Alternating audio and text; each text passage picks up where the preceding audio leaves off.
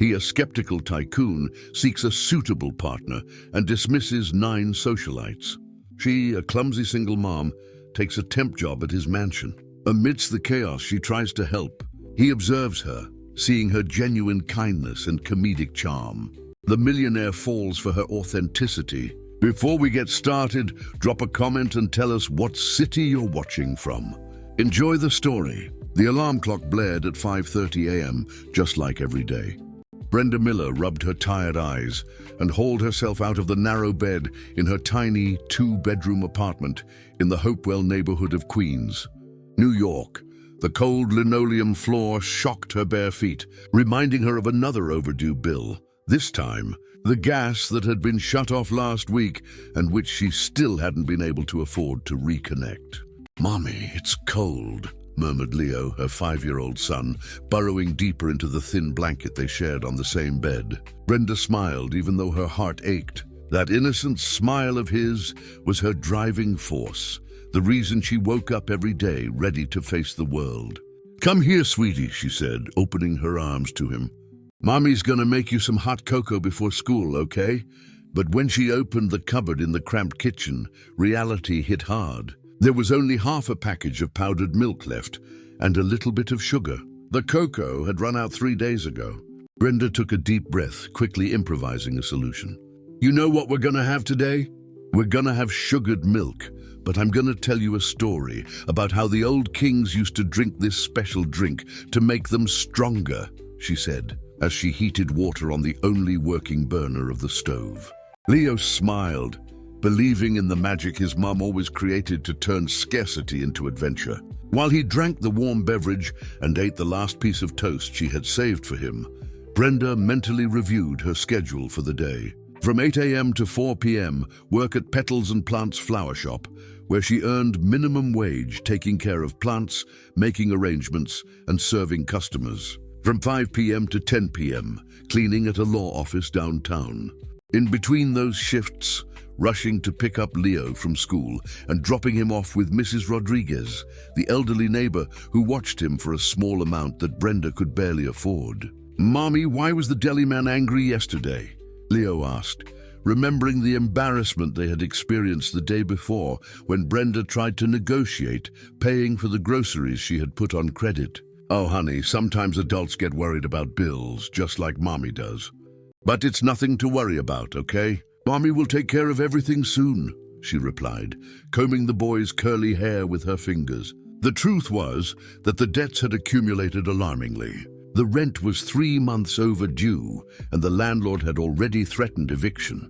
The private school where Leo studied, obtained through a scholarship, had been demanding payment for school supplies for 2 months. And to top it off, she had received a notice of electricity shut-off for next week. Leaving the apartment, Brenda carried Leo in her arms to the bus stop, saving his fare. During the journey, the boy fell asleep in her lap, and she took the opportunity to review the small notebook where she recorded all the bills. The numbers just didn't add up. No matter how hard she tried, working 14 hours a day, the money was never enough. At the flower shop, her first customer of the day was an elegant lady who wanted an arrangement for an event. As Brenda meticulously arranged the flowers, the woman made a comment that struck her. "You have talented hands, young lady. You should be working in better places, with clients who appreciate your work." Brenda smiled shyly. She knew she had a knack for plants. Since she was a little girl, in upstate New York where she grew up with her grandmother, she had this natural gift. But better opportunities seemed to exist only in dreams. During lunch, sitting on the small bench in the back of the flower shop, she ate the simple sandwich she had prepared and leafed through the newspaper left by a customer. An article caught her eye.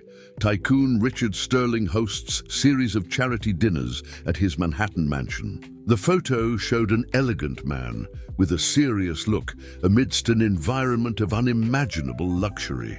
"What a different world," she murmured to herself, imagining what the life of those people who never had to choose between paying the rent or buying food must be like. In the late afternoon, when picking up Leo from school, the principal called her in for a conversation.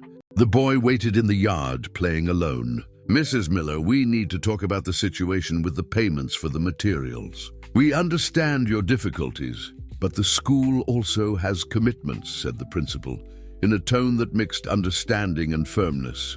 Please give me 2 more weeks. I'm trying to get extra work on the weekends. Leo is such a good boy. He loves being here, pleaded Brenda, feeling the tears threatening to escape. The principal sighed. 2 weeks, Mrs. Miller, but that will be the final deadline.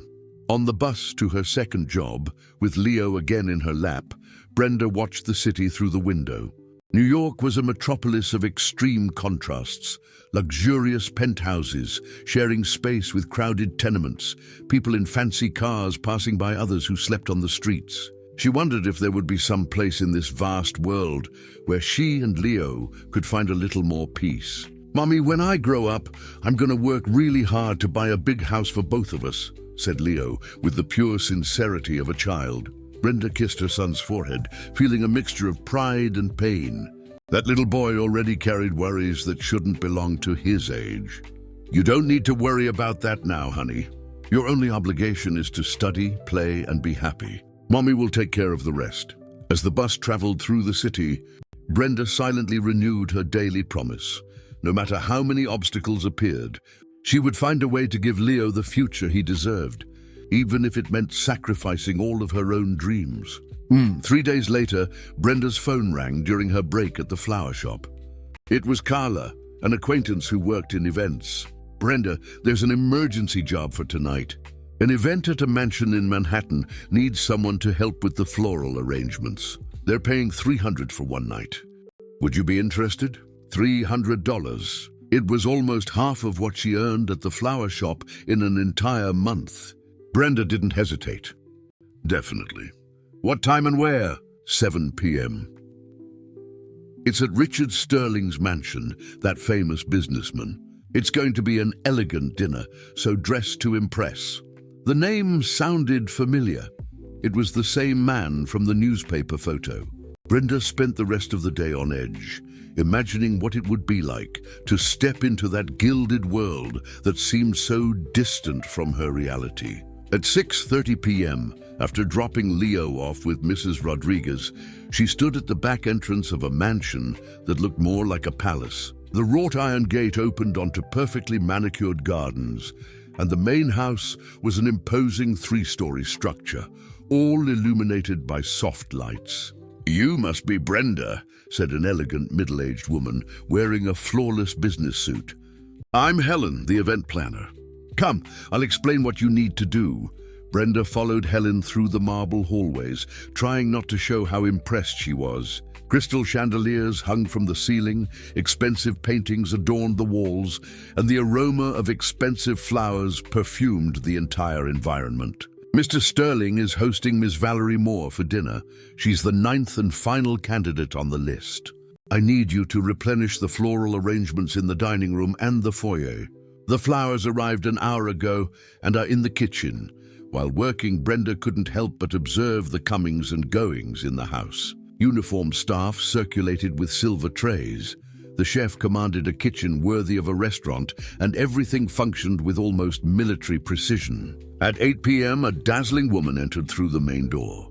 Perfectly coiffed blonde hair, a designer dress that probably cost more than Brenda earned in 2 years, jewelry that sparkled with every movement. Valerie Moore was the epitome of elegance and sophistication. From the hallway, where she was arranging the final details of the arrangements, Brenda discreetly observed the meeting. Richard Sterling was even more imposing in person.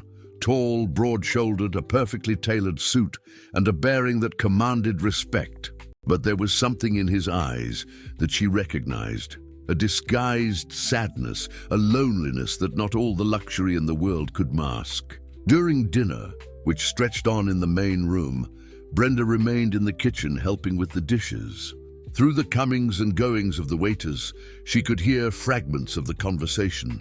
Valerie spoke about her travels to Europe, her influential contacts, her philanthropic projects that seemed more aimed at appearing in society magazines than at actually helping people. "The woman is beautiful, but it seems like she's in a job interview," one of the waiters muttered to another. The boss has that look of someone who wants the night to end quickly. Around 10 p.m., as dinner was ending, disaster struck. The chef, hurrying to prepare the special dessert, dropped a pan of hot syrup and burned his arm. His screams of pain echoed through the kitchen, causing general panic. "Someone needs to finish the dessert!" "It's a chocolate soufflé. If it doesn't go in the oven in the next 5 minutes, it won't work," Helen yelled, desperate. The other employees looked at each other, lost. No one knew how to make the sophisticated recipe. It was then that Brenda, who had grown up helping her grandmother in the kitchen in upstate New York, stepped forward. I think I can help. I've made soufflé before," she said timidly. Helen looked at her doubtfully, but she had no alternative. "Do what you can."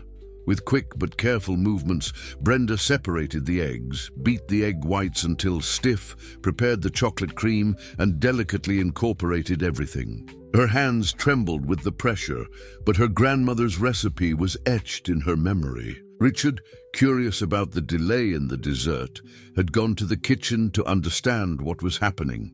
He stopped at the door when he saw an unknown young woman with a stained apron, intensely focused over a bowl, whisking ingredients with surprising precision. "Who is she?" he asked Helen, the flower arrangement assistant. "The chef got hurt, and she offered to finish the dessert." At that moment, Brenda, nervous with all eyes on her, tried to open the oven to check the temperature. But her hand slipped on the damp dish towel. She lost her balance and stumbled backwards, bumping into Richard, who was right behind her. The impact caused him to lose his balance, and in a reflex, he grabbed her by the waist to prevent them both from falling. For a few seconds that seemed eternal. They remained like that, she in his arms, looking directly into his eyes, her face flushed with embarrassment. "Sorry. Oh gosh, I'm so sorry. I'm really clumsy. I didn't see you there. I was just trying to help," and she began to stammer, still in his arms. But Richard said nothing. He was mesmerized by those sincere brown eyes, by the way she genuinely cared to apologize, by the simple scent of soap she used amidst all the expensive perfumes in the house. There was something about her that was completely different from all the women he knew. "Don't worry," he said softly, still not letting her go. "It's okay." Helen cleared her throat, breaking the moment. "Mr. Sterling, Ms. Moore is waiting in the living room." Richard finally released Brenda, but his eyes remained fixed on her for a few more seconds. "What's your name?" "Brenda." "Brenda Miller," she replied, still trying to regain her composure. "Brenda," he repeated as if he were engraving the name. "Thank you for helping." He returned to the dining room, but his mind was completely altered. Valerie continued to talk about her social connections and travel plans, but Richard couldn't pay attention. His thoughts were in the kitchen, with the woman with sincere eyes who had stumbled into his arms and apologized with such purity. When Valerie finally left, after realizing that she wasn't managing to hold his attention, Richard was alone in the empty mansion. He walked to the kitchen and found Brenda finishing cleaning up the mess, the perfectly golden soufflé cooling on the counter. "It turned out perfect," he said, tasting a spoonful. She smiled, and in that simple and true smile, Richard saw something he had been looking for years without success. It wasn't the calculated perfection of the socialites, but the imperfect and genuine beauty of someone who wasn't afraid to be exactly who she was. That night, as Brenda returned home on the bus with the $300 in her pocket, she had no idea that she had forever changed the life of the richest man in Manhattan. The next morning, Richard couldn't focus on anything. During the meeting with the directors of his company, his mind constantly returned to those brown eyes full of sincerity and to the clumsy way she had apologized. There was something about Brenda Miller that unsettled him in a way he couldn't explain. "Mr. Sterling, what do you think about the expansion proposal for the Midwest?" asked one of the directors, pulling him out of his reverie. "Yes, of course. Approved," he responded automatically, without having heard a word of the presentation. After the meeting, Richard called Helen to his office. "Helen, I need the information on the woman who helped in the kitchen last night. Brenda." "Of course, sir. May I ask why? Was there a problem?" "No, no problem at all. Quite the contrary. She saved the night when the chef got hurt. I want to reward her appropriately. Helen nodded, although she found her boss's sudden concern for a temporary employee strange. Meanwhile, at Petals and Plants, Brenda arrived with a different spring in her step. The $300 from the job the night before had relieved some of the pressure from the bills, and she had managed to negotiate another week with the landlord of the apartment. But it wasn't just the money that made her different. It was the memory of that strange moment in the kitchen when the businessman held her in his arms and looked at her in a way that no man had ever looked at her. "You're glowing today," commented Mr. Johnson, the owner of the flower shop. "Did something good happen?" "I got an extra job last night. It helped a lot with the bills," she replied, omitting the details of the encounter that wouldn't leave her head. Around noon, a man in a suit entered the flower shop. Brenda recognized him immediately. It was the private driver she had seen at the mansion the night before. "Miss Brenda Miller?" he asked politely. "That's me," she replied, her heart pounding. "Mr. Richard Sterling would like to speak with you." "He's waiting in the car." Mr. Johnson's eyes widened. Richard Sterling was a well-known name in Manhattan. His companies employed thousands of people, and he frequently appeared on the business pages of newspapers. "You can go, girl." "It must be important," said the old man, curious. With trembling legs, Brenda accompanied the driver to a black Mercedes parked in front of the flower shop. Richard was in the back seat, as elegant as the night before, but there was something different in his expression, a subtle nervousness that she hadn't noticed before. "Hello, Brenda. May I call you that?" "Oh, of course, Mr. Sterling." "Richard. Please call me Richard." He gestured for her to sit next to him. "I wanted to thank you personally for what you did yesterday. You saved a very important dinner." "It wasn't a big deal. I just helped as I could," she replied, trying to understand why such a powerful man had come to her work in person to thank her. "It was much more than that. Helen told me that you made a perfect soufflé under pressure when everyone else was lost. That demonstrates not only skill, but character." Brenda felt her face flush. "I learned it from my grandmother. She always said that cooking with love makes all the difference." Richard smiled, a genuine smile that completely transformed his expression. "Your grandmother was a wise woman. Tell me, do you have experience with events?" "A little. I've helped at some weddings and birthday parties, more with floral arrangements than with cooking." "Perfect. I have a proposal. I'm going to host a series of dinners over the next 2 months, smaller, more intimate events. I would like you to take care of the floral arrangements and, if necessary, assist in the kitchen. I would pay $1,000 per event." Brenda almost choked. $1,000 per event was more than her monthly salary at the flower shop. I don't know if I'm qualified enough to—" "You are," he interrupted her gently. "Last night, under pressure, you demonstrated more competence than people with years of experience. I trust your work." She looked him in the eyes, trying to understand his true intentions. There was something in the way he looked at her that made her both nervous and curious. "Why me? You must know much more experienced professionals." Richard hesitated for a moment. How to explain that he couldn't get her out of his head? That he had spent the entire night thinking about her shy laugh and how she had genuinely worried about the injured chef. "Because you're authentic," he said finally. "In a world full of calculating people, you are refreshingly real." The comment took her by surprise. No one had ever described her clumsy personality as a positive quality. "When would the first event be?" she asked, feeling that she was about to make a decision that would change her life. "Next Friday. A dinner for 4 people. Nothing too formal," Brenda thought quickly. With $1,000, she could pay the overdue rent, pay for Leo's school, and still have some money left over for emergencies. "I accept," she said, extending her hand to shake his. When their hands touched, they both felt a subtle electric current. Richard held her hand for a few seconds longer than necessary, and Brenda made no move to release it. "Great. Helen will contact you to work out the details," he said, finally releasing her hand. "And Brenda?" "Yes, thank you. For yesterday, for accepting today, for being who you are." As the car drove away, Brenda stood on the sidewalk, still processing what had happened. When she returned to the flower shop, Mr. Johnson bombarded her with questions, but she could barely form coherent sentences. That night, as she put Leo to sleep, the boy noticed her excitement. "Mommy, you're happy today. Your eyes are shining differently.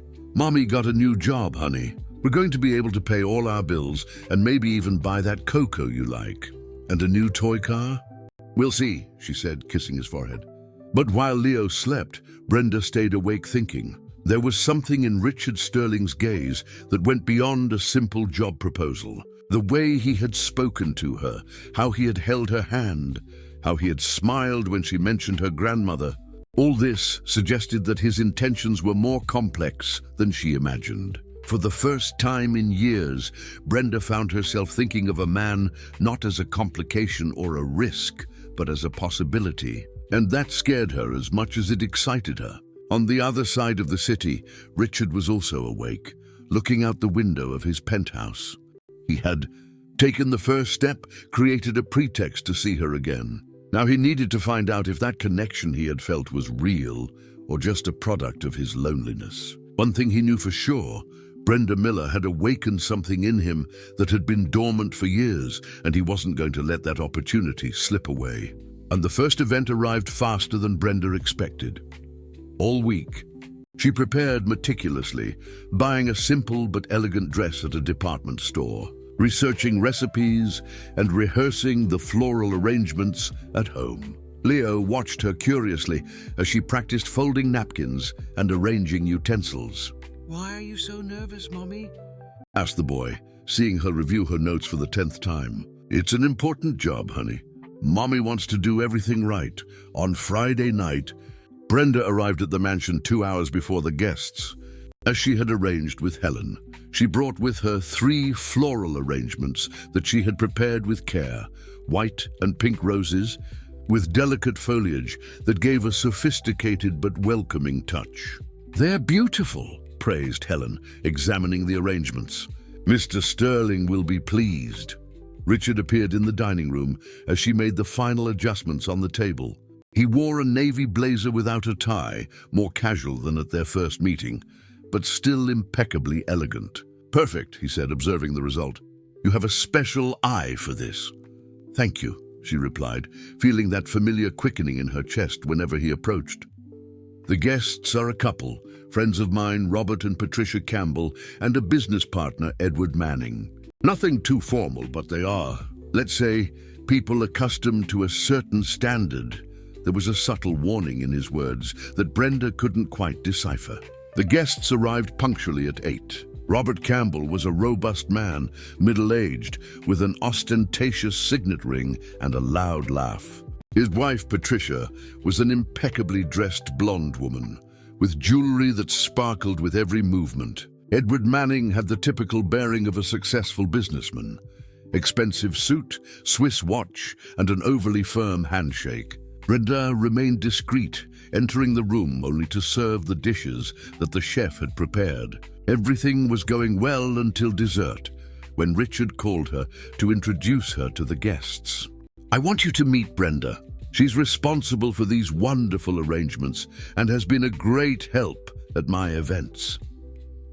"What charming arrangements," commented Patricia with a smile that didn't reach her eyes. "Where did you study floral design, dear?"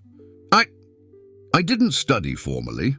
I learned from my grandmother in upstate New York," replied Brenda, feeling immediately out of place. "How interesting," said Edward with a condescending tone. "And have you been working with events for a long time?"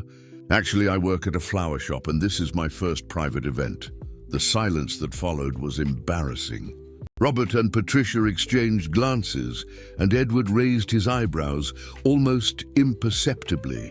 "Richard has always been generous in giving opportunities," said Patricia, and there was something venomous in the way she emphasized the word opportunities. The situation worsened when Brenda, nervous with the tension, tried to collect the dessert plates.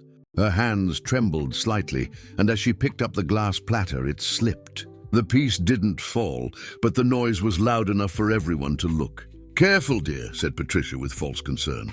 "That platter is Murano crystal. It costs more than a used Honda." Brenda felt her face burn with shame. "I'm sorry, It was nothing," interrupted Richard, but she could see the tension in his jaw. The rest of the night was a torture. Every movement of Brenda's seemed to be observed and judged. When she lightly bumped into Edward's chair while serving him, when she had to ask where a certain utensil was located, when her voice trembled when answering a direct question, everything was noted with malicious smiles and whispered comments. After the guests left, Richard found Brenda in the kitchen, putting away the last utensils with mechanical movements. Her hands were still trembling, but now it was from anger and humiliation. "Brenda, about tonight. They hated me," she interrupted him without looking up. "I don't belong in this world, Richard. They know it, I know it, and deep down you know it too." "That's not true. Robert and Patricia are complicated. They judge everyone." "It's not just that," she said, finally looking at him. "You saw how they reacted when they found out that I don't have any training, that I work in a simple flower shop. To them, I'm just the maid you're being kind enough to help. So what if you are? That doesn't diminish who you are." "Yes, it does." Her voice came out louder than she intended. "I saw how tense you got when I almost dropped the platter. You were afraid I would embarrass you in front of your important friends."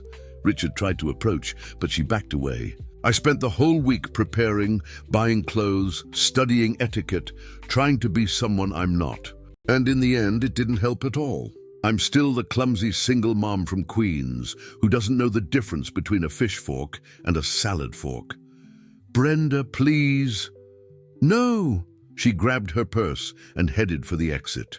"Thank you for the opportunity, but I think you better look for someone more suitable for your events. What about the other dinners? We had an agreement." She stopped at the door without turning around. "Find someone from your world, Richard. Someone who knows how to talk about trips to Europe and doesn't tremble when serving an expensive dish. It will be better for everyone. This isn't about them, it's about us." "There is no us," she said, finally turning around. "There's you, a millionaire businessman, and me, a woman who can barely pay the rent. I deluded myself into thinking it could work, but tonight showed me the reality. You're letting them win." "No, I'm being realistic. Good night, Richard." Brenda left the mansion with a broken heart and $1,000 in her pocket, money that now seemed too expensive for what it had cost her dignity. On the bus, watching the city lights through the window, she cried silently.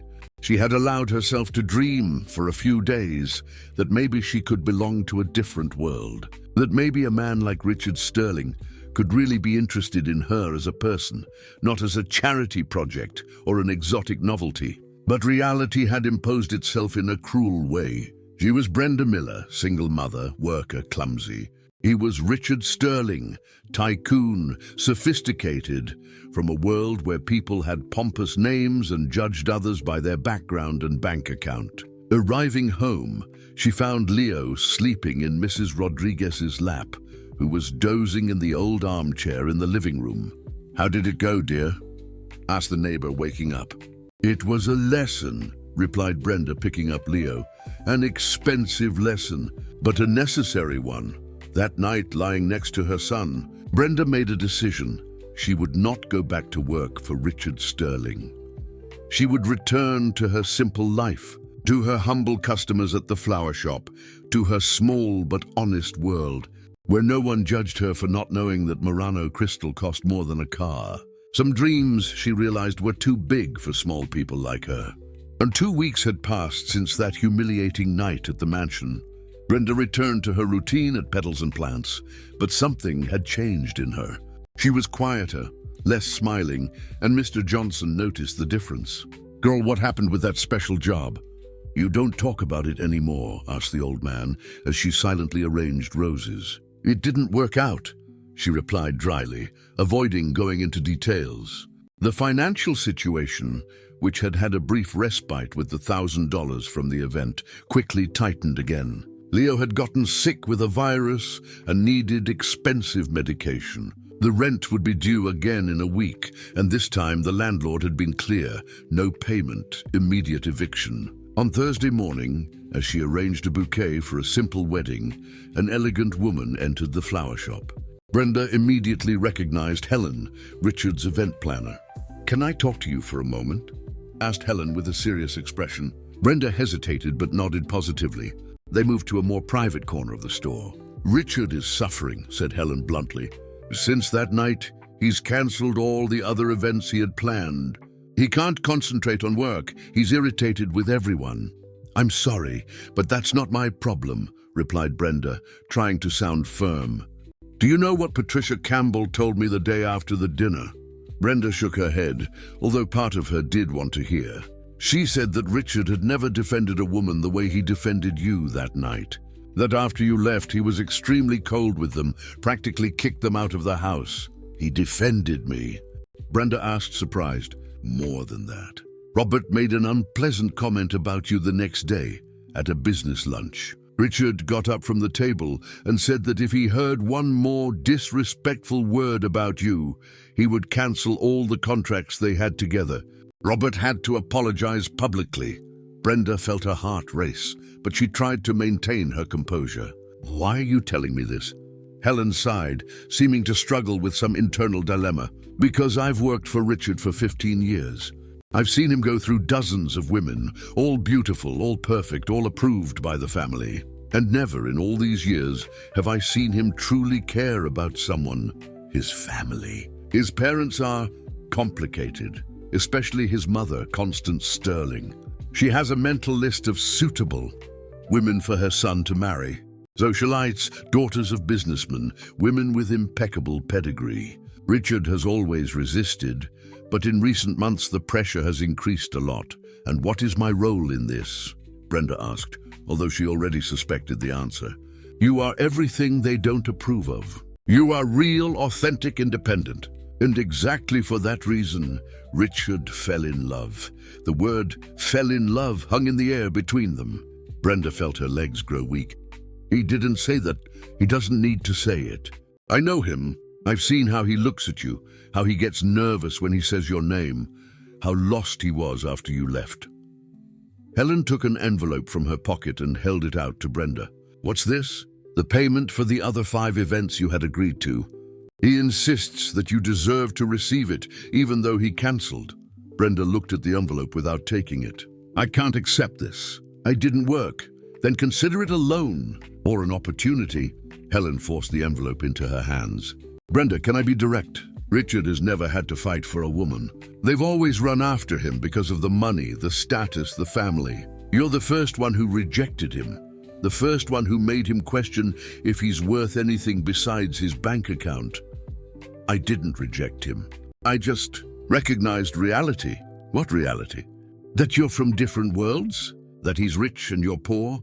Helen shook her head. "Nonsense. The only real difference is that you're afraid. I am afraid." Brenda blurted out, surprising herself. "Afraid of falling in love with someone who will discard me when the novelty wears off. Afraid that my son will get used to a standard of living that could disappear at any moment. Afraid of not being enough for a world that has made it clear that I don't belong in it. What if I tell you that Richard is going through the same thing? That he's also afraid?" Afraid of what?" "He has everything. Afraid that you won't accept him for who he really is and not for what he has. Afraid that you're with him only for financial security. Afraid that if he opens up completely, you'll run away like all the others ran when they realize that behind the money, there's just a lonely and insecure man." Brenda was silent, processing the words. "He wants to see you," continued Helen, "but he's too proud to go after you after being rejected. And you're too afraid to take the first step. Even if I wanted to, and I'm not saying I do, how could it work? You saw what happened at that dinner. Patricia and Robert are the exception, not the rule. Most people in Richard's circle are decent. And those who aren't, well, he's rich and powerful enough to tell them to shut up." Helen approached and placed her hand on Brenda's shoulder. "Look, I'm not Cupid or a therapist, but I've been working with events for 20 years. I know when I see a real connection between two people. And you two have something special. Something that goes beyond social differences or a bank account." She headed for the door, but stopped before leaving. "Oh, and Brenda? Richard doesn't know I'm here. If he finds out, he'll probably fire me. But some risks are worth taking." After Helen left, Brenda stood in the middle of the flower shop, holding the envelope. Mr. Johnson approached, curious. "Who was that elegant woman? She seemed important." "She was," Brenda replied, still processing everything she had heard. That night, after putting Leo to sleep, she sat at the small table in the kitchen and opened the envelope.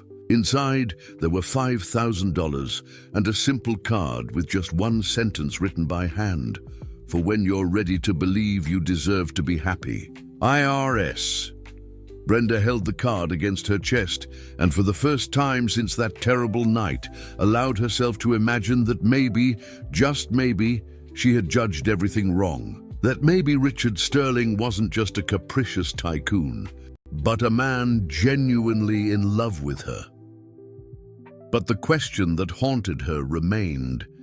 Even if he was serious, would she be strong enough to face an entire world that considered her inadequate? But for 3 days, Brenda carried Richard's card in her pocket, taking it out to read it dozens of times. The words echoed in her mind. "For when you're ready to believe you deserve to be happy." For the first time in years, she began to consider that maybe she did deserve it. On Saturday morning, Leo was playing on the floor when he asked, "Mommy, why are you sad? Your eyes don't shine like they did that day." The innocent question of her son was the final push she needed. Brenda picked up the phone and called Helen. "I want to talk to him," she said simply. "Great, he's home now. Can I have the driver pick you up?" "No, I need to go on my own. Can you give me the address?" An hour later, Brenda was in front of the mansion gate, with Leo by her side holding her hand. She had decided that if she wanted to try something serious with Richard, he needed to know the most important part of her life, her son. The gatekeeper recognized her and opened the gate without question. When they arrived at the main door, Richard appeared in person. He wore a simple t-shirt and jeans, more casual than she had ever seen him. There were dark circles under his eyes, and he seemed thinner. "Brenda," he said, and there was genuine relief in his voice. Then he noticed Leo, who was hiding behind his mother's legs. "And this must be Leo." "Hi," murmured the boy shyly. Richard crouched down to the child's level. "Hi, Leo. Your mom talks about you a lot. Want to see the pool?" Leo's eyes lit up, and soon the three were in the garden, watching the boy be enchanted by the leisure area that seemed straight out of a movie. Richard was surprisingly natural with the child, answering his questions without condescension and even playing ball with him. "He liked you," commented Brenda, watching Leo run through the garden. "And I liked him. I can understand why you're so protective." They talked for hours. Richard opened up about his loneliness, about the family pressure, about how she had changed his outlook on life. Brenda spoke about her fears, her insecurities, but also about how she had missed him. "Want to have dinner with us tomorrow?" he asked when she said they had to leave. "Nothing formal, just the three of us." "I'd like that," she replied, surprising herself.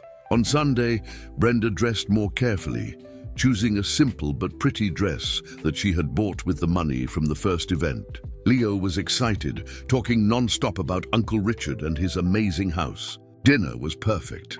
Richard had dismissed all the employees, preferring to cook a lasagna himself that was slightly burned on the edges, which made them laugh. Leo told stories from school, Richard talked about his projects, and Brenda felt for the first time genuinely comfortable in that environment. When they were having dessert, Richard took her hand over the table. "Abi le sister sidwa sees the farm." "Brenda, that's when the doorbell rang." Helen appeared in the room with a terrified expression. "Richard, I'm sorry to interrupt, but your mother is here. She found out that you had visitors and insisted on coming in." Before anyone could react, Constance Sterling entered the room like an elegant hurricane. She was a woman of about 60, impeccably dressed, with blonde hair tied in a bun and an icy expression that could freeze hell. "So this is what you've been doing in your spare time, Richard?" Her voice was sharp as a razor. Richard stood up immediately. "Mom, this is Brenda Miller and her son Leo." "I know very well who she is," Constance replied, without even looking at Brenda. I hired a detective after I learned about your recent adventures. Brenda felt the blood run cold. A detective? Richard seemed as shocked as she was. You did what? I discovered very interesting things, Constance continued, now looking directly at Brenda with disdain. Single mother at 27, father of the child unknown, history of unstable jobs, family from upstate New York without resources. That's enough, roared Richard, but his mother didn't stop. Oh, but there's more. Do you know how much she received for the events she supposedly organized for you? $5,000. For a woman in desperate need, it must have seemed like a fortune. Brenda stood up abruptly, pulling Leo close to her. Leo, let's go. No, Brenda, wait. Richard approached, but she was already heading for the exit. Very sensible, commented Constance. At least she recognizes that she doesn't belong here. Mother, stop it! Richard shouted, but it was too late. Brenda was at the door when she heard Constance's venomous voice. Richard, dear, do you really think this woman wants you for love? A desperate single mother, without money, without prospects. You're her salvation. And when she gets what she wants, a wedding, alimony for life, a change of status, she'll discard you like all the others. Brenda stopped, trembling with anger and humiliation. She turned slowly. You're right about one thing, she said, with a controlled but pain-laden voice. I really don't belong here. Not in this world, where they hire detectives to investigate innocent people, where they judge someone's worth by their bank account, where a mother can't protect her own child from insults. She looked at Richard, who was pale. Thank you for dinner. It was enlightening. Brenda, please. No, she shook her head. Your mother is right. I'm a desperate woman, but not for what she thinks. I'm desperate to give dignity to my son, so that he grows up knowing that he's worth it for what he is, not for what he has. And he'll never learn that here. On the way back home on the bus, Leo asked, Mommy, why did you yell at Uncle Richard? Because sometimes adults are complicated, honey. Are we going back? There! Brenda looked out the window, seeing the city lights blurred by the tears that finally began to fall. No, Leo, we're not going back. That night, alone in the room after Leo fell asleep, Brenda cried as she hadn't cried in years. Not only for the pain of the humiliation, but for the cruel discovery that she had allowed herself to dream of something impossible. For a few days, she had believed that she could belong to a different world, that she could be loved for who she was. But reality had imposed itself in the most brutal way possible. She was just a poor woman who had been investigated like a criminal for having awakened the interest of the son of a powerful family. Worse than everything, Leo had witnessed part of that. Her little boy had seen his mother being treated like trash by people who considered themselves superior. That dawn, Brenda made the most difficult decision of her life. She took Richard's card, tore it into small pieces, and threw it in the trash. Then she counted the $5,000 that Helen had brought and separated everything into a sealed envelope. It was the end. She would return every penny, go back to her simple life, and never again allow impossible dreams to put her son in humiliating situations. Some worlds were too big for small people like her, and the faster she accepted that, the less she would suffer. For 3 days, Brenda didn't leave the house beyond what was necessary to work. The envelope with the $5,000 remained on the kitchen table like a constant weight, reminding her of her decision to return everything and definitively cut ties with Richard. Leo noticed his mother's change and began to behave like a miniature adult, trying to console her with drawings and spontaneous hugs. On Tuesday, as she prepared dinner mechanically, he said something that made her stop in the middle of the kitchen. Mommy, the teacher asked if I wanted to present my family at school on Friday. I said yes, because even though it's just us two, we're an amazing family. Brenda turned to her son, seeing the genuine pride in his brown eyes. Why are we amazing, Leo? Because you work hard to give me everything I need. Because you teach me to be kind to everyone. Because when I have nightmares, you make up stories to calm me down. And because you smile even when you're sad, just to make me happy. The boy's words pierced the armor of self-pity that Brenda had built around her heart. She knelt in front of him, holding his small hands. "And why are you amazing, my love?" "Because I'm your son," he replied simply, as if it were the most obvious thing in the world. At that moment, something changed inside Brenda. The humiliation she had felt at the mansion still hurt, but she realized that she had allowed Constance Sterling's venomous words to define her worth. She had let a bitter and prejudiced woman convince her that being a single mother, being a worker, being from upstate New York, was a cause for shame. "Leo, you know what we're going to do?" she said, getting up with new determination. "We're going to show the whole world how special our family is." On Wednesday morning, Brenda arrived at the flower shop with a different energy. Mr. Johnson noticed immediately. "Good to see you smiling again, girl. Can I ask what happened?" "I remembered who I am," she replied, beginning to work on the arrangements with a precision and creativity that impressed even herself. Around noon, Helen appeared at the flower shop once again. This time she seemed nervous and urgent. "Brenda, we need to talk." "It's about Richard." "I don't want to hear it," Brenda replied, without looking up from the flowers. "He broke up with his family." That made Brenda stop. "What?" "After you left Sunday night, he had a terrible argument with his mother. He said things he had never said before. On Monday, he went to his father's office and resigned from all positions in the family company." "That's crazy," murmured Brenda. "There's more. He's selling the mansion, liquidating his personal investments. He said he's going to start over from scratch, away from his family's influence." Brenda sat down in a chair, processing the information. "Why?" "Because you made him realize that the life he was leading was a gilded cage, that he would never be free to truly love, as long as he depended on the approval of people like Constance Sterling." "And what does that have to do with me?" Helen approached, speaking more quietly.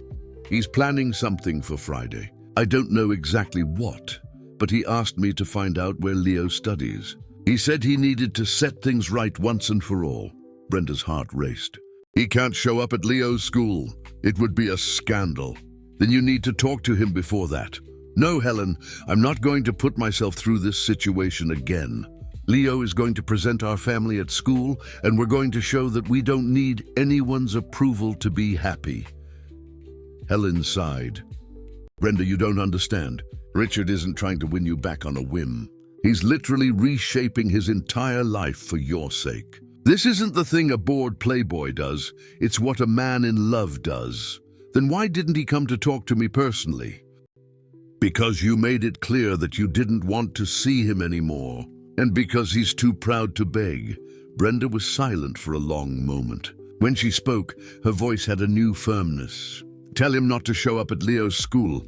If he really wants to talk, let him come here to the flower shop on Friday afternoon. But this time we talk as equals. No mansions, no employees, no class differences. Just two people trying to understand if it's worth fighting for what they feel." After Helen left, Brenda took the envelope with the $5,000 and put it in her purse, but not to return it, to use it as proof that she wasn't with Richard for money. If he wanted an honest conversation, she would show him that she was capable of supporting herself and her son without his help. On Thursday, Brenda did something she hadn't done in years, bought a new dress for herself. It wasn't expensive or designer, but it made her feel pretty and confident. She also took Leo to get a haircut and bought him a new outfit. "Why are we getting dressed up, Mommy?" asked the boy. "Because tomorrow you're going to present our family at school, and I want you to be proud of me." "I'm always proud of you," he replied, and Brenda had to hold back tears. On Friday morning, Leo was radiant with his presentation. Brenda accompanied him to school and watched from afar as he spoke to the class about "my mom, who is the strongest and bravest person in the world." In the afternoon, at the flower shop, Brenda waited. She didn't know if Richard would show up, but she was prepared for any answer. She had found her strength again. Not the strength of someone who needs to prove something to someone, but the strength of someone who knows their own worth. At 5 o'clock, When she was already starting to think he wouldn't come, Richard appeared at the door of the flower shop.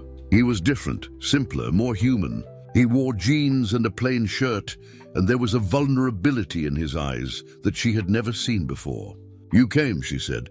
"You called me," he replied. They looked at each other for a long moment, two worlds preparing to collide one last time. Brenda took a deep breath, knowing that the next few minutes would define the rest of her life. The final fight was just beginning. "Before anything else," Brenda said, taking the envelope from her purse, "this is yours." Richard looked at the money uncomprehendingly. "Brenda, I don't... That's the $5,000 that Helen brought me. I can't keep it. I didn't work to deserve it. You don't understand. I didn't give you this money for you to work. I gave it because I wanted to help, because I care about you. And that's exactly why I can't accept it." Brenda placed the envelope on the counter between them. "If we're going to have this conversation, it needs to be as equals. No debts, no favors, no money complicating things." Richard was silent, observing her. There was a new firmness in her posture that he hadn't seen before. "Helen told me that you broke up with your family," she continued. "Yes, I resigned from all positions in the family company. I'm selling the mansion. I'm tired of living the life that others chose for me. Because of me. Because of us. Because of me. Because of you.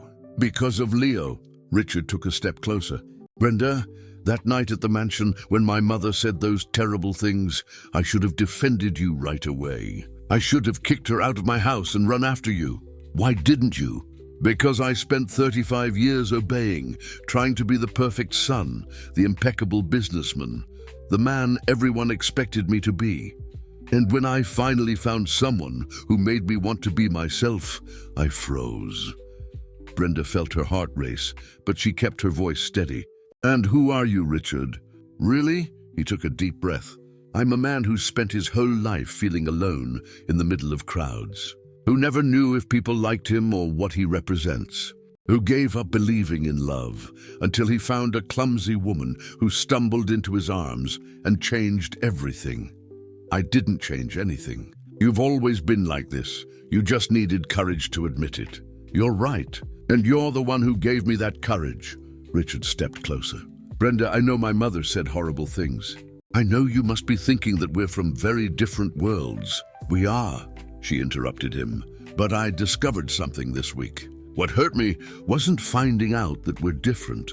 It was realizing that I was ashamed of who I am." Richard stopped, surprised by the revelation. "I felt inferior that night with your friends because, deep down, I believed that I really was inferior. That being a single mother working with my hands, not having studied at expensive universities, made me lesser." She paused, her eyes shining. "But my son reminded me of something important this week." "What?" "That I'm amazing exactly the way I am. That I've worked hard my whole life to give Leo dignity. That I turn simple flowers into arrangements that make people smile. That I cook with so much love that even a burned soufflé tastes good." Richard smiled, remembering that first night. "And you know what else?" continued Brenda with growing strength in her voice. "Your mother was right about one thing. I am a desperate woman, but not for money. I'm desperate for respect, for being accepted as I am, for true love. And I'm desperate for someone who loves me for the man I am, not for the last name I carry." Richard held out his hand to her. "Brenda, I can't promise that it will be easy. My family will try to separate us. Society will judge. There will always be people like Patricia and Robert trying to humiliate us. And you're willing to face all that? No, for you? For us? I've already started." He took her hand. "I sold all the shares I had in the family company. I'm starting my own business, something of my own, built with my work. I bought a simple apartment in the Upper East Side, nothing luxurious, but honest." Brenda felt tears prick her eyes. "Richard, I don't want you to change to fit into my world, Brenda. I want to build a new world where we can both be happy being exactly who we are." At that moment, Leo appeared at the door of the flower shop. Mrs. Rodriguez had brought him from school as agreed. "Mommy, Uncle Richard!" The boy ran to hug them both. "Hey, champ, how was the family presentation today?" asked Richard, crouching down. It was awesome. I told everyone how brave my mom is and works hard. And you know what the teacher said? What? That families come in all sizes and shapes, and what matters is love. Richard looked at Brenda over Leo's head. Wise teachers. Uncle Richard, are you having dinner with us today? Mommy made stroganoff. If your mother lets me, he replied, still looking at Brenda. She smiled, the first real smile in weeks. Of course. But you helped make the salad. Deal. 6 months later, the Petals and Plants flower shop had become the most sought after in the area, specializing in intimate events and outdoor weddings. Brenda had become a partner with Mr. Johnson, who never tired of being proud of his talented girl. Richard had opened a business sustainability consultancy, working with small and medium-sized businesses. His old mansion on the Upper East Side had become a center for charitable events, reverting all income to childcare centers in the outer boroughs. One Saturday morning, while Leo played in the park, Richard knelt before Brenda with a simple but significant ring. It's not an expensive diamond, he said. It's an emerald that belonged to my grandmother, the only person in the family who taught me that a person's worth is not measured by their bank account. Richard Sterling, Brenda said with tears in her eyes, is asking me to marry him in a public park. In front of my son without ceremony or pomp? I am, because I want our story to be ours, not society's. Then yes, 1,000 times yes. When Leo saw the ring on his mother's finger, he shouted with joy, "Now we're going to be a family of 3. And they were. An imperfect, real family built on true love and mutual respect, proving that the best fairy tales happen when 2 people have enough courage to write their own story, without caring what the world may think. Dear listeners, we hope that Brenda and Richard's emotional journey has touched your hearts as much as it has touched ours. This story of true love, overcoming obstacles and courage, reminds us that a person's worth is never measured by their origin, but by the size of their heart. To continue this journey through the most beautiful stories of love and transformation, we have prepared a special playlist with equally captivating narratives that explore all aspects of the human heart. You can find it by clicking here to your left. If Brenda's story inspired you, don't forget to subscribe to our channel and give that special like to the video. This helps us to continue bringing stories that celebrate the transformative power of true love. Every day, we discover together new narratives that reveal the beauty and complexity of life. Don't miss our upcoming content, and tell us in the comments, do you believe that love can overcome any social barrier? We'll be waiting for you down below to continue this conversation about the mysteries of the heart.